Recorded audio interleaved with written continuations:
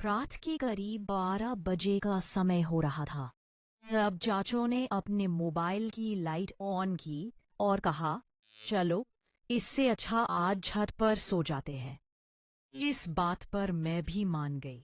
चाचू बिस्तर और मैं मच्छरदानी लेकर छत पर भी बहुत ज्यादा गर्मी थी और बिजली अभी तक नहीं आई थी, तो हमारे पास दूसरा और कोई रास्ता नहीं था।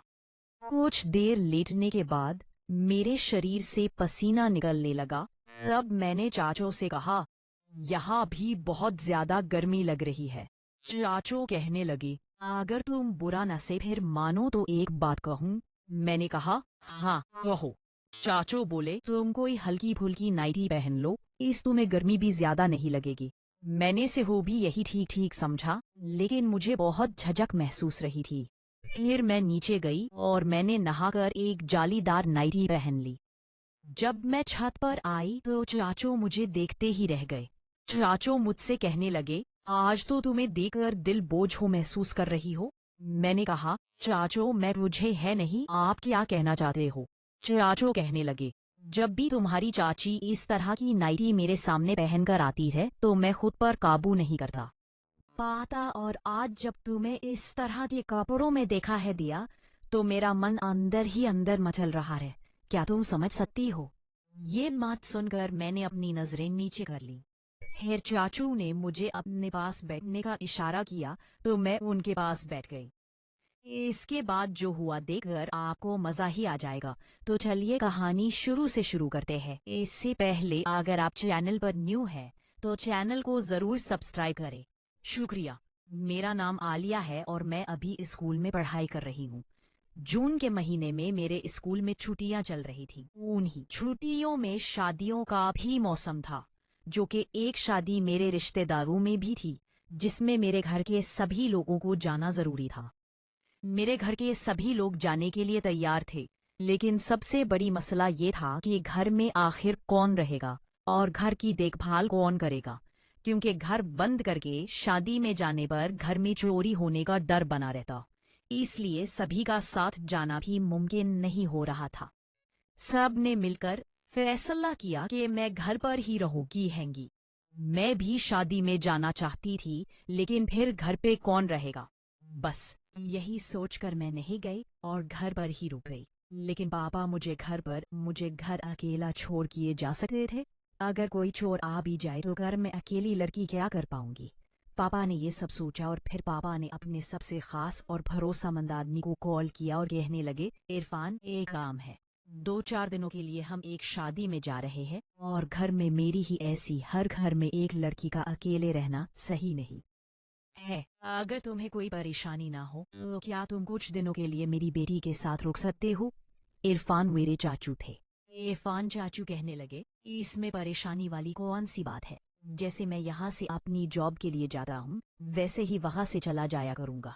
वैसे भी मैं सिर्फ रात में ही घर पर आता हूँ, तो रात में मैं तुम्हारे घर पर सो जाया करूंगा। चाचू रात में हमारे घर पर सोने के लिए तैयार हो गए। पापा पापा से कहने लगे, आप चिंता ना करें, मैं हूं तो कोई परेशानी की बात नहीं होगी। चाचू की शादी 2 साल पहले हो चुकी थी। पापा और मम्मी नहा धोकर जाने के लिए तैयार हो गए और शाम को निकल गए। उसके बाद शाम को जब चाचू आ रहे थे तब उन्होंने मुझे कॉल की और पूछने लगे कि खाने में क्या खाओगी। मैंने कहा, चाचू थोड़ा पनीर की सब्जी लेकर आना, क्योंकि मुझे पनीर की सब्जी बहुत ज्यादा पसंद थी। मैंने रोटी और चावल बना ली थी। शाम को जब चाचू आए तो वो अपने साथ पनीर की सब्जी भी लेकर आए। चाचू वहां से आने के बाद बहुत ज्यादा थक गए थे और कहने लगे, आलिया तुम खाना लगा दो, मैं हाथ मना धोकर आ रहा हूँ। इससे पहले भी चाचू हमारे घर पर आ चुके थे, तो हम लोग थोड़ा फ्रेंडली भी थे। चाचू और मेरा रिश्ता एक जीजा साली की तरह था। चाचू हाथ मना धोकर आए और हमने साथ बैठकर खाना खाया और बातें करने लगे। चाचू मुझसे कहने लगे, आलिया तुम अब पहले से भी ज्यादा खूबसूरत हो गई हो। तुम्हें देखकर तो मुझे मेरे कॉलेज के दिन याद आ गए, जब मेरी गर्लफ्रेंड थी। मेरी भी गर्लफ्रेंड बहुत खूबसूरत थी। क्लास के प्यारे लड़के इस पर मरते थे, लेकिन वो मुझ पर फिदा थी। चाचू की बातें सुनकर मैं बनने लगी और कहने लगी, चाचू आप तो अभी भी बहुत हैंडसम हो, आपकी तो अभी भी गर्लफ्रेंड होंगी। कहने लगे, नहीं यार आलिया, जब से मेरी शादी हुई है मैं तो एक वो वाली ही नहीं झील आ रहा हूँ। इतना कहकर चाचू मुस्कुराने लगे। उनकी बातें सुनकर मैं भी हंसने लगी। मैं चाचू से कहने लगी, ने लगी चाचू दूध पियोगे? चाचू मेरी ओर देखने लगे और कहने लगे, हाँ ले आओ थोड़ा सा। मैं किचन में जाकर दूध ले लगे। आलिया दूध आई और चाचू को दे दिया। चाचू ने दूध पिया और कहने कितना मीठा है और मजाक करने लगे।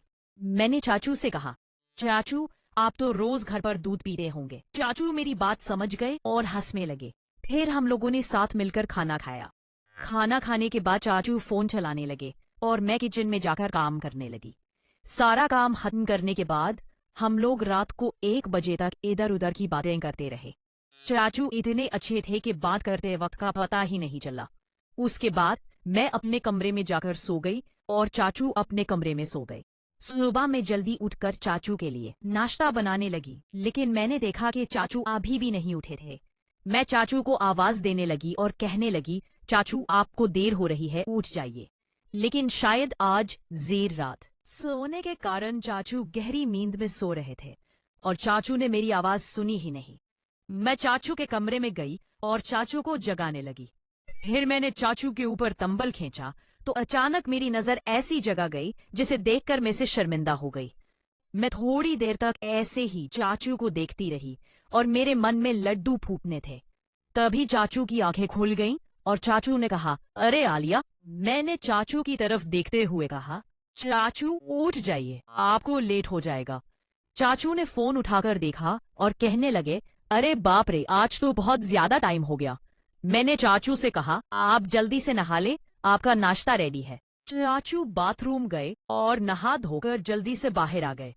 चाचू ने जल्दी जल्दी में नाश्ता किया और मैंने चाचू के लिए टिफिन पैक कर दिया। चाचू अपने ऑफिस के लिए निकल गए। उसके बाद मैं घर की साफ सफाई करने लगी। जल्दी साफ सफाई करने के बाद मैं नहाने चली गई और फिर से तैयार होकर नाश्ता किया और कुछ देर गई बैठकर आराम किया। आज घर में कोई नहीं था तो पूरा घर सोना सोना लग रहा था, बिल्कुल भी अच्छा नहीं लग रहा। हाँ, समझ में नहीं आया रहा था कि क्या करूं।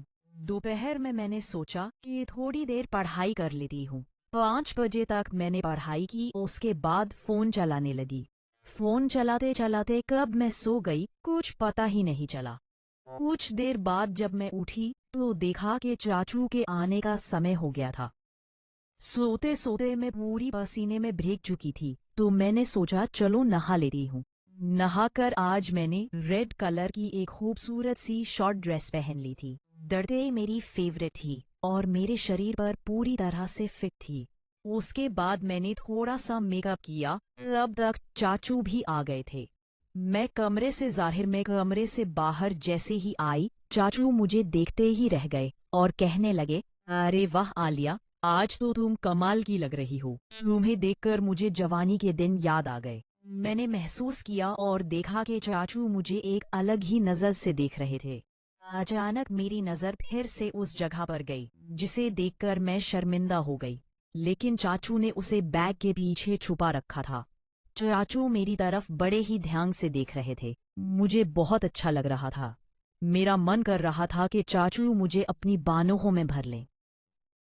रहा था चाचू के मन से तारीफ सुनकर मैं अंदर ही अंदर मगन हो गई, जैसे किसी ने आग लगा दी हो। लेकिन मैं फिर भी शांत रहती क्योंकि वो मेरे चाचू थे। इसके बाद चाचू मुझसे कहने लगे, आलिया मैं फ्रेश होकर आता हूँ, तुम खाना लगा दो। मैंने कहा, ठीक है चाचू, लेकिन इसके लिए खाना बनाना पड़ेगा, अभी मैंने खाना नहीं बनाया है। चाचू कहने लगे, ठीक है तो तुम खाना बना लो, तब तक मैं आराम कर लेता हूँ। मैंने कहा, ठीक है चाचू। चाचू वहीं सोफे पर बैठकर आराम करने लगे और मैं खाना बनाने के लिए किचन में चली गई। जहाँ चाचू बैठे थे वहां से बचन साफ साफ दिखाई दे रहा था। मैंने बार बार पीछे पलट कर देखा तो चाचू की से नजर मुझ पर ही मिली हुई थी। उनका इस तरह देखना मुझे बहुत ही अच्छा लग रहा था, क्योंकि चाचू इससे पहले भी 4-5 बार घर आ चुके थे। तो चाचू मेरे साथ काफी खोलकर बातें करते थे और मुझे उनके साथ वक्त गुजारना अच्छा लगता था, इसलिए मुझे उनका इस तरह से देखना भी अच्छा लग रहा था। मैं